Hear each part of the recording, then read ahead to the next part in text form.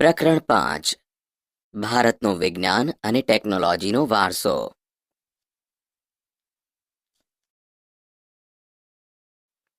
પ્રસ્તાવના. વિજ્ઞાન અને ટેકનોલોજી ક્ષેત્રે જે સંશોધનો થયા તેમણે વિશ્વના દેશોને નજીક લાવી દીધા છે.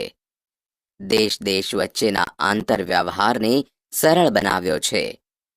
વિશ્વના તમામ દેશો વચ્ચે સહયોગ વધ્યો છે.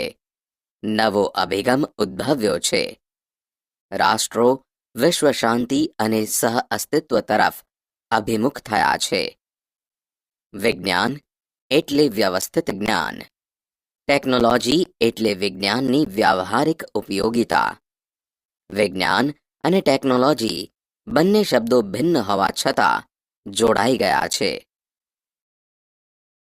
પ્રાચીન ભારતનો વિજ્ઞાનના ક્ષેત્રે વારસો. આપણા પ્રાચીન ભારતના મહાન ઋષિઓએ વિજ્ઞાનના ક્ષેત્રે અમૂલ્ય વારસો વિશ્વને આપ્યો છે. ધાતુ વિદ્યા, રસાયણ વિદ્યા, વૈદિક વિદ્યા, શૈલ્ય ચિકિત્સા, ગણિતશાસ્ત્ર, ખગોળશાસ્ત્ર, જ્યોતિષશાસ્ત્ર, વાસ્તુશાસ્ત્ર, ભૌતિકશાસ્ત્ર જેવા વિજ્ઞાનના અનેક ક્ષેત્રોમાં આપણા ઋષિઓએ મહત્તમ ફાળો આપ્યો છે, જે આપણા માટે ગૌરવની વાત છે.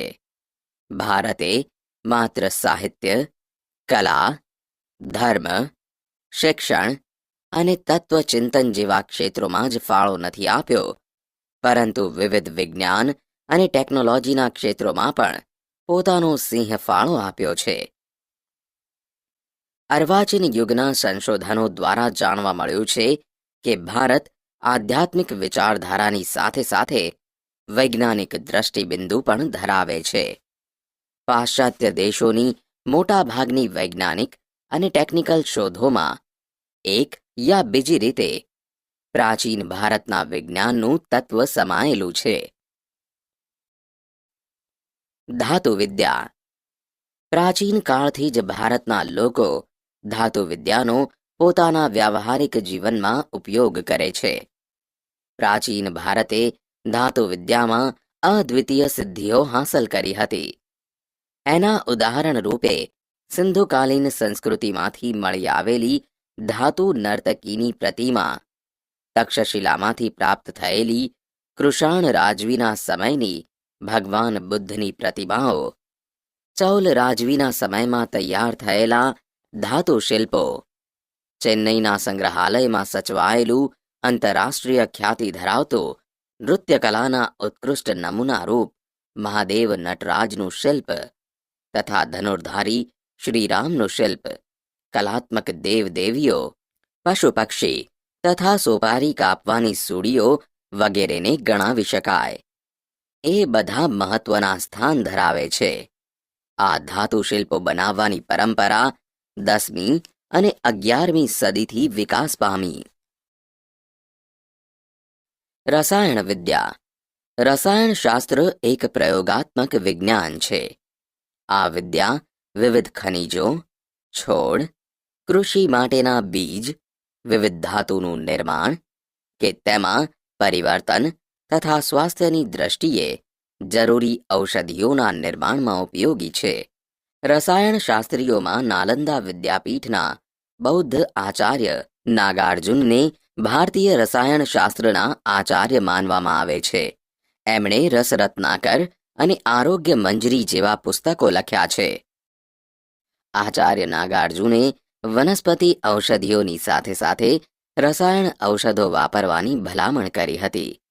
પારાની ભસ્મ કરીને ઔષધ તરીકે વાપરવાનો પ્રયોગ તેમના દ્વારા શરૂ થયો હોય તેમ મનાય છે. નાલંદા વિદ્યાપીઠે રસાયણ વિદ્યાના અભ્યાસ અને સંશોધન માટે પોતાની અલગ રસાયણ શાળા અને ભઠ્ઠીઓ હતી. રસાયણશાસ્ત્રોના ગ્રંથોમાં મુખ્ય રસ, ઉપરસ, 10 પ્રકારના વિષ તેમજ વિવિધ પ્રકારના ક્ષારો અને ધાતુઓની ભસ્મનું વર્ણન મળે છે. રસાયણ વિદ્યાની ઉત્કૃષ્ટતા તો ધાતુમાંથી બનાવેલી ભગવાન બુદ્ધની મૂર્તિઓમાં દ્રશ્યમાન થાય છે. 7.5 ફૂટ ઊંચી, 1 ટન વજન ધરાવતી તામ્ર મૂર્તિ સુલતાનગંજ એટલે કે બિહારમાંથી મળી આવેલી તથા 18 ફૂટ ઊંચી ભગવાન બુદ્ધની મૂર્તિ નાલંદામાંથી મળી આવેલી છે. 7 ટન વજન ધરાવતો અને 24 ફૂટ ઊંચો સમ્રાટ ચંદ્રગુપ્ત બીજાએ એટલે કે વિક્રમાદિત્યે નિર્માણ કરાવેલા આ વિજય સ્તંભને હજી સુધી વરસાદ, ટાઢ કે તડકામાં આટલા વર્ષો સુધી રહ્યા છતાં કાટ લાગ્યો નથી. એ ભારતની રસાયણ વિદ્યાનો ઉત્તમ નમૂનો છે. વૈદિક વિદ્યા શૈલ્ય ચિકિત્સા. પ્રાચીન સમયથી ભારતે વૈદિક વિદ્યા અને શૈલ્ય ચિકિત્સા ક્ષેત્રે અભૂતપૂર્વ સિદ્ધિ પ્રાપ્ત કરી છે. ભારતીય વેદશાસ્ત્રના મહાન પ્રણેતાઓ મહર્ષિ ચરક અને મહર્ષિ સુશ્રુત તથા વાગ્ભટ્ટે પોતાના સંશોધનોથી વૈદિક શાસ્ત્રના ઉચ્ચતમ શિખરો સર કર્યા છે. મહર્ષિ ચરકે ચરક સંહિતા નામના ગ્રંથમાં 2000 ઉપરાંત વનસ્પતિ ઔષધિઓનું વર્ણન કર્યું છે. મહર્ષિ સુશ્રુતે સુશ્રુત સંહિતામાં શૈલ્ય ચિકિત્સા એટલે કે વાઢકાપ વિદ્યા, શસ્ત્રક્રિયાના એવા ધારદાર સાધનોનો ઉલ્લેખ કર્યો હતો કે જે માથાના વાળને ઊભા ચીરીને 2 ભાગ કરી શકતા હતા. વાગ્ભટ્ટનો વાગ્ભટ્ટ સંહિતા પણ મહત્વનો ગ્રંથ છે. ચરક સંહિતા, સુશ્રુત સંહિતા અને વાગ્ભટ્ટ સંહિતા પ્રત્યેક વૈદ્ય એટલે કે ડોક્ટર માટે આ 3 ગ્રંથોનો અભ્યાસ ઉપયોગી છે. પ્રાચીન ભારતના હિન્દુઓના ઔષધશાસ્ત્રમાં ખનિજ, વનસ્પતિ અને પ્રાણીઓની ઔષધિઓનો વિશાળ સંગ્રહ સમાયેલો છે. દવા બનાવવાની ઝીણવટભરી વિધિઓની સાથે દવાઓનું વર્ગીકરણ તથા દવાના ઉપયોગ માટેના સૂચનો આપવામાં આવ્યા છે. વાઢકાપ કરવા માટે પ્યાલા આકારનો પાટો બાંધી લોહીનું પરિભ્રમણ અટકાવતા પેઢું, મૂત્રાશય, સારણગાંઠ, મોતિયો, પથરી, હરસ, ભાંગેલા હાડકાને બેસાડવા, શરીરમાં ઘૂસી ગયેલા પદાર્થોને બહાર કાઢવાની તમામ બાબતોમાં ભારતીયોની નિપુણતા હતી. તૂટેલા કાન કે નાકની સારવાર અને પ્લાસ્ટિક સર્જરી પણ જાણતા હતા. મૃત શરીરના વાઢકાપ કે મીણના પૂતળા દ્વારા પ્રત્યક્ષ જ્ઞાન પણ વિદ્યાર્થીઓને આપતા. પ્રસૂતિ વખતના જોખમી ઓપરેશનો કરતા. તેઓ સ્ત્રી તથા બાળ રોગોના નિષ્ણાંત પણ હતા. રોગોના કારણો અને ચિહ્નોનું વર્ગીકરણ કરી તેનું નિદાન કરી રોગ મટ્યા પછી પાળવાની પરેજી પણ આપતા હતા. પ્રાચીન ભારતમાં પ્રાણી રોગોના શાસ્ત્રોનો પણ વિકાસ થયો હતો. અશ્વ એટલે કે ઘોડા તથા હસ્તી એટલે કે હાથીના રોગો પર ગ્રંથો લખાયા હતા. એમાં હસ્તી આયુર્વેદ તથા શાલિહોત્રનું અશ્વશાસ્ત્ર ખૂબ જ પ્રખ્યાત છે. વૈદિક શાસ્ત્રના વિદ્વાન વાગ્ભટ્ટે નિદાન ક્ષેત્રે અષ્ટાંગ હૃદય જેવા ગ્રંથો લખી મહત્વનો ફાળો આપ્યો હતો. ગણિતશાસ્ત્ર. જે ગણિતથી આખી દુનિયાનો વ્યવહાર ચાલે છે તે ગણિતશાસ્ત્ર ક્ષેત્રે અગત્યની શોધો ભારતમાં થયેલી ગણવામાં આવે છે. ભારતે દુનિયાને શૂન્યની શોધ, દશાંશ પદ્ધતિ, બીજગણિત, બોધાયનનો પ્રમેય, રેખાગણિત અને વૈદિક ગણિત જેવી શોધો આપી. શૂન્યની શોધ આર્યભટ્ટે કરી. આંકડાની પાછળ શૂન્ય લગાવીને લખવાની પ્રક્રિયાના શોધક ગૃત્સમદ નામના ઋષિ હતા. પ્રાચીન ભારતના ગણિતજ્ઞોએ એકની પાછળ 53 શૂન્ય મૂકવાથી બનતી સંખ્યાઓના નામ નિર્ધારિત કર્યા છે. મોહેન્જો-દડો અને હડપ્પાના અવશેષોના માપવાના અને તોલવાના સાધનોમાં દશાંશ પદ્ધતિ જોવા મળી છે. એની ઓળખ પ્રાચીન સમયમાં મેઘાતિથિએ આપી. ભાસ્કરાચાર્યે ઈસવીસન 1150માં લીલાવતી ગણિત અને બીજગણિત નામના ગ્રંથો લખ્યા. તેમણે સરવાળા તથા બાદબાકીનું પણ સંશોધન કર્યું હતું. બ્રહ્મગુપ્તે સમીકરણના પ્રકાર બતાવ્યા હતા. બોધાયન પ્રમેય એટલે કે ત્રિકોણમિતિ, આપસ્તંભે શુલ્વસૂત્રોમાં એટલે કે ઈસવીસન 800 પૂર્વે વિવિધ વૈદિક યજ્ઞો માટે જરૂરી વિવિધ વેદીઓના પ્રમાણ નિશ્ચિત કર્યા છે. એમાં પણ આ સિદ્ધાંતનું વિશ્લેષણ છે. આર્યભટ્ટના આર્યભટ્ટિયમ ગ્રંથમાં પાઈની કિંમત 22 સપ્તાંશ એટલે કે 3.14 જેટલી થાય છે. તેનો ઉલ્લેખ છે. તેમણે પ્રતિપાદિત કર્યું છે કે ગોલકના પરિઘ અને વ્યાસના ગુણોત્તરને દર્શાવતો અચળાંક પાઈ છે. ભાગાકારની આધુનિક પદ્ધતિ, ગુણાકાર, સરવાળા, બાદબાકી, વર્ગમૂળ, ઘનમૂળ આદિ અષ્ટાંગ પદ્ધતિની જાણકારી આર્યભટ્ટે તેમના ગ્રંથોમાં આપી છે.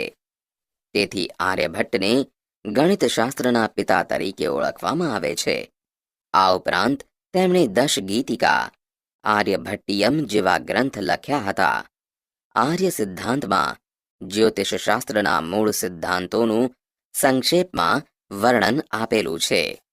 ગણિત, અંકગણિત અને રેખાગણિતના મૂળભૂત પ્રશ્નોનું સમાધાન શોધ્યું હતું. આ ઉપરાંત ગણિતશાસ્ત્રમાં જુદા જુદા પાસાઓની ચર્ચા અનેક વિદ્વાનોએ પોતપોતાના ગ્રંથોમાં કરી.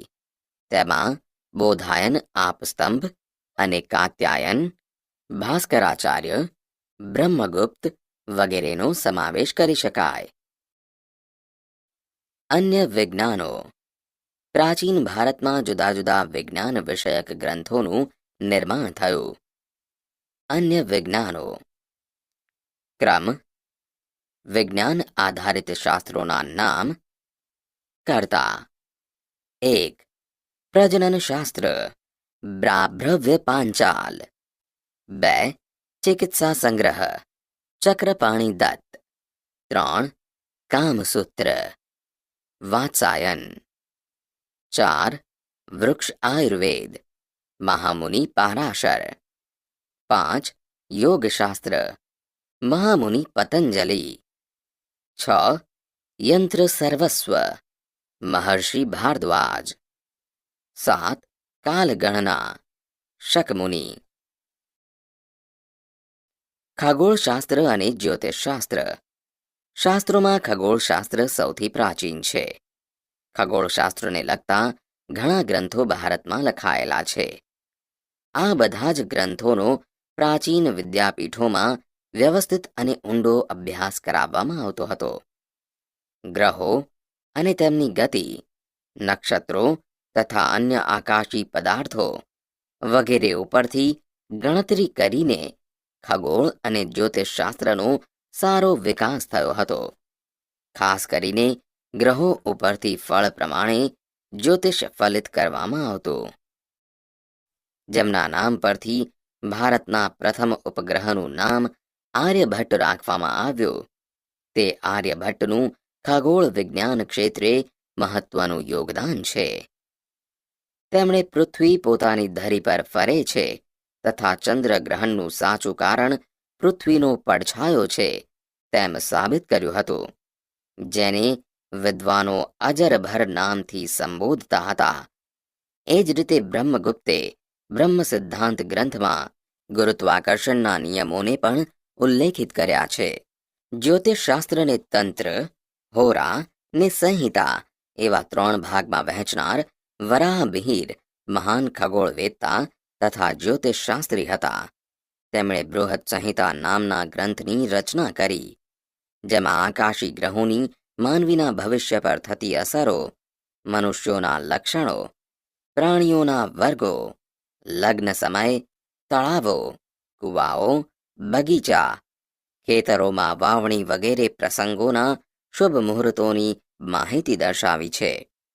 આપણને ગર્વ થવો જોઈએ કે આપણા પૂર્વજો વિવિધ વિદ્યામાં કેવી નિપુણતા ધરાવતા હતા.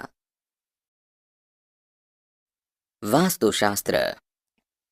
પ્રાચીન ભારતનું વાસ્તુશાસ્ત્ર ક્ષેત્રે મહત્વનું પ્રદાન છે. વાસ્તુશાસ્ત્ર એ જ્યોતિષશાસ્ત્રનું અવિભાજ્ય અંગ છે, જેની ગણના, મહત્તા અને પ્રશંસા વિશ્વના અનેક દેશોમાં પણ સ્વીકૃત થઈ રહી છે. પ્રાચીન ભારતમાં બ્રહ્મા, નારદ, બૃહસ્પતિ, ભૃગુ, વશિષ્ઠ, વિશ્વકર્મા જેવા વિદ્વાનોનું વાસ્તુશાસ્ત્રમાં અનોખું પ્રદાન છે. વાસ્તુશાસ્ત્રમાં રહેવાની જગ્યા, મંદિર, મહેલ, અશ્વશાળા, કિલ્લા, શસ્ત્રાગાર, નગર વગેરેની રચના કેવી રીતે કરવી, કઈ દિશામાં કરવી તે દર્શાવેલું હોય છે. બૃહદ સંહિતામાં વાસ્તુશાસ્ત્રનો ઉલ્લેખ જોવા મળે છે. 15મી સદીમાં મેવાડના રાણા કુંભાએ અગાઉના પ્રકાશનોમાં સુધારા વધારા કરાવી વાસ્તુશાસ્ત્રનો પુનરુદ્ધાર કરાવ્યો હતો. વાસ્તુશાસ્ત્રને 8 ભાગમાં વહેંચનાર દેવોના પ્રથમ સ્થપતિ વિશ્વકર્માને માનવામાં આવે છે. વાસ્તુશાસ્ત્રમાં જગ્યાની પસંદગી, વિવિધ આકારો, રચના, કદ, વસ્તુઓની ગોઠવણી, દેવ મંદિર, બ્રહ્મસ્થાન, ભોજન કક્ષ, શયનખંડ આદિ વિવિધ સ્થાનોની માહિતી આપવામાં આવી હોય છે. વાસ્તુશાસ્ત્રના દ્રષ્ટિબિંદુમાં હવે પરિવર્તન આવ્યું છે, જ્યારે તેને હવે વિદેશોમાં પણ સ્વીકૃતિ મળી રહી છે. પ્રાચીન ભારતના વિજ્ઞાનનું જ્ઞાન વિશ્વમાં સ્વીકાર્ય થયું છે. આપણા ભારતની સંસ્કૃતિ વિશાળ અને વૈવિધ્યસભર છે.